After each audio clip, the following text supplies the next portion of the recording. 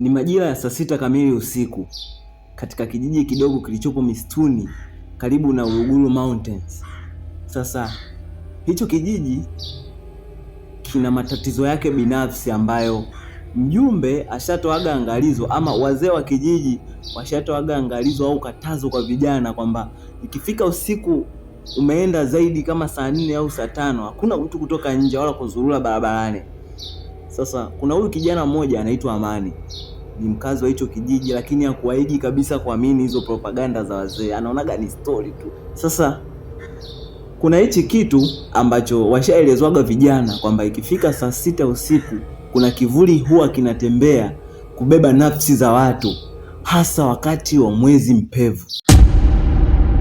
Sasa Amani ndo alikuwa anarudi hiyo mida na alikuwa ashakaribia kabisa nyumbani kwake, karibu na daraja bovu lililopo kijijini karibu na nyumbani kwake.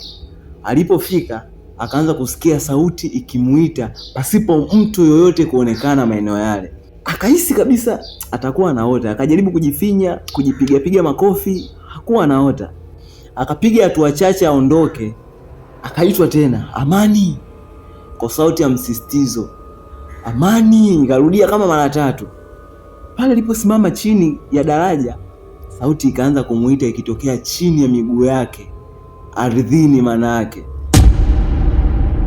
gengen. Amani mikojo, mavi, kinyesi, haja kubwa, yani vinagonga sehemu tata. Akajipa moyo kwamba na wazawaza ujinga tu, anataka kupiga hatua, akashikwa bega. Alikimbia miguu ilikuwa inagusa kichwa kwenye kisogo.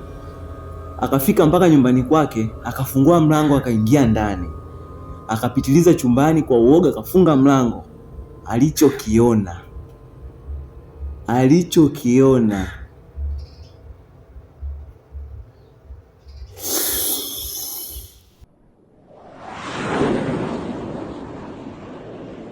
kabla tujaendelea, hakikisha una follow, una like, una share, una comment ili tujue wapi tuna mapungufu, wapi tunatakiwa kurekebisha zaidi, wapi tunatakiwa tuongeze kitu ili muendelee kuenjoy.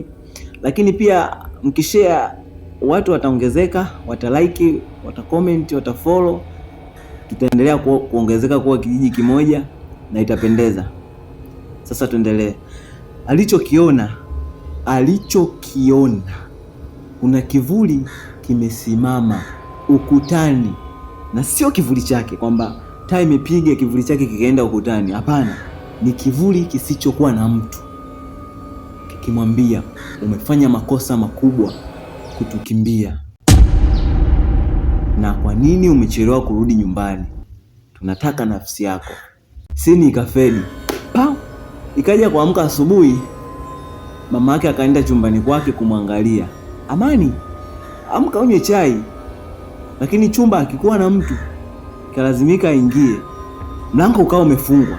Karudi kamwamsha baba yake, kamwambia, mume wangu, chumba cha Amani naona hadi sasa hivi kalala. Ni mida ya saa 4 hiyo mzee, ni mida ambayo watu wanaamka kunywa chai, wakwenda kazini, washaenda, washasahau kama kuna kitu kinaitwa kulala, lakini yeye bado kalala. Basi baba akachukua maamuzi ya kwenda kugongea mwenyewe kama mwanaume. Kafika kagonga. Gong. Kagonga mara 3. Amani, fungua mlango. Mwanaume gani unalala mpaka sasa hivi? Si unajua wale wazee koloni kidogo. Hebu amka, acha umama. Kwa kama mwanamke, hata mwanamke mwenyewe anaamka asubuhi kufanya usafi. Amka bwana. Kuna sehemu nataka nikuagize. Kimya. Akahisi kama hali isiyo ya kawaida, akaita tena, Amani. Kimya. Amani, fungua. Katikisa mlango hivi. Mlango umekaza mzee. Kachukua jukumu la kuvunja mlango. Kaenda kachukua nyundo, akoroba. Kaenda kapiga ya kwanza, kameng'enyua, kapiga ya pili, kameng'enyua. Mlango ukaachia, kaingia. Kile chumba hakikuonesha dalili yoyote ya kwamba kuna mtu kapotea kimazingira. Yaani, kwa mfano, nyumbani kwako kaingia mtu akadhuru mtu kwa kutumia silaha, akampiga sehemu ambayo damu inaweza ikavuja, afu wewe ukaingia ukaona kuna hali sio ya kawaida, kuna mtu kapotea, kwa njia ya kutekwa, alipigwa, akaumizwa, mashuka yamevurugwa, lakini kile chumba hakikuonesha dalili yoyote. Katafuta chini ya uvungu, sehemu ya makabati ya nguo, hakuona chochote ala ushahidi wowote. Iliyakuwa aliingia Amani na walimsikia, akalala na akajifungia ndani. Baba akachukua maamuzi ya kwenda kushtaki kwa mjumbe, mwanaye haonekani. Kikawekwa kikao kikubwa pale kijijini cha kumtafuta Amani. Amani haonekani. Zilipita takriban siku 7 na Amani hakuonekana, na kikao cha pili kikafanyika tena pale pale kijijini walipokutania mara ya kwanza. Hakuna aliyekuja na taarifa mpya ya kwa amemwona Amani mahali, wala taarifa zake sehemu kusikika, hakuna. Mjumbe akasema, Amani alirudi mida ya saa ngapi nyumbani? Baba yake akasema, nilimsikia mida ya saa 6 usiku, ndio huo muda alirudi. Sasa wakaanza kutafuta mbinu ya kuondosha hicho kivuli kwenye kijiji chao. Wakatafuta baadhi ya waganga, lakini hakikufanikiwa chochote. Akajitokeza mzee mmoja kwenye hicho kijiji, akasema ili kuvunja hili agano lililowekwa na watu waliokuwa wanaishi kwenye hichi kijiji, inabidi mtu aliyehusika kukisababisha hichi kivuli kije kwenye hichi kijiji aende kwenye makaburi akaombe msamaha. Sasa najua unajiuliza, huu msamaha ukaombwe kwa sababu gani? Au kuna nini kimetokea katikati hapa? Kivuli na makaburi vinaingilianaje? Au jini anatokea kaburini? Mimi na wewe hatujui, lakini huyu mzee akasema hiyo miaka ya nyuma ni kumbukumbu. Sasa kuna watu walikuwa wanaishi kwenye hichi kijiji, wahamiaji walikuja kwenye hichi kijiji kutafuta makazi mapya, na walivyokuja hichi kijiji kilikuwa na kikachangamka vizuri sana. Sasa kuna mzee mmoja alikuwa anaumwa kwenye hichi kijiji, na hakukuwa na mtu yoyote wa kumsaidia zaidi ya kijana mmoja aliyejulikana kwa Rashidi. Huyu alikuwa ni mtu ambaye anatoa msaada tosha kwa huyu mzee. Alikuwa anamsaidia kumpa chakula, mavazi, anamchotea maji, anampikia, alimfanya kama baba yake. Sasa hiyo siku watu walichoka kuona Rashidi anamsaidia huyo mzee. Walichokiamua kama ndugu wa huyo Rashidi, wakaamua kumuua ili asiendelee kumpa msaada yule mzee. Sasa baada ya yule mzee kugundua kuwa Rashidi aliyekuwa anampa msaada ameuliwa, alikasirika sana. Alichokiamua ni kuwatafuta mmoja mmoja waliohusika na kifo cha aliyekuwa anamsaidia. Kaanza na wa kwanza, kampiga chini. Ni kwa uchawi mzee, hapa zinatembea nyungu tu. Kamtafuta wa pili, kampiga chini. Kamtafuta wa tatu, kampiga chini. Wa nne pia kampiga chini.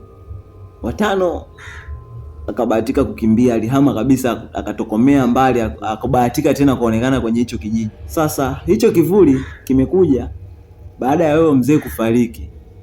Kile kivuli kikaanza kuwatafuna. Kivuli cha Rashidi kikarudi tena kijijini kulipiza kisasi chenyewe kama chenyewe. Acha kisasi cha yule mzee, kisasi cha aliyeuliwa. Sasa kikarudi kikaanza kutafuta nafsi zilizojaribu hata kuchangia wazo. Hicho kivuli inabidi kiombe msamaha na baadhi ya wazee wa hicho kijiji kwenye kaburi la Rashidi. Basi baada ya kupata hiyo story, wakaenda wakachinja matambiko, wakamwaga damu kwenye ile kaburi la yule kijana. Ilikuwa ni mida ya saa 6 mchana, lakini giza lilitanda baada ya msamaha kuombwa. Hiyo inamaanisha kwamba anayeombwa msamaha akakasirika, lakini wale wazee hawakutishwa na hilo giza, wakaendelea kuomba msamaha. Ilipofika saa 8 mchana, giza likaondoka. Hii kumaanisha kwamba msamaha wao umepokelewa. Na ikapita miaka takriban 6. Hapakuwa na kivuli chochote kwenye hicho kijiji, hapakuwa na upotevu wa nafsi au watu au watoto, watu wazee, watu wazima kwenye hicho kijiji tena mpaka leo tunavyosema. Na hicho kijiji kipo hapa hapa Tanzania, mkoani hapo Morogoro, Uluguru pale. Kipi ulichojifunza kwenye hii story? Andika hapo maoni yako tuweze kujua kipi tulichojifunza. Binafsi mimi nilichojifunza ni kwamba damu ya mtu ni karma. Yaani huwezi kumuua mtu afu damu yake isikutafune. Lazima damu itakutafuna kwa njia yoyote ile. Isipokutafuna wewe lazima ije utafune kizazi chako, lazima ije itafune watoto wako, ndugu zako, wajukuu, watukuko, lazima wamenywe. Kujishusha ndo jambo la muhimu na la msingi kwenye maisha yako. Usijifanye kuwa wewe upo juu ya kila mtu. Jishushe na pia omba msamaha unapokosea, kwa sababu hautakufa. Bwana, tukutane story ijayo. Mimi ni Champi @B9. Usisahau kwenda kuni subscribe pale YouTube na hapa pia kuni follow. Tukutane story nyingine. Bye.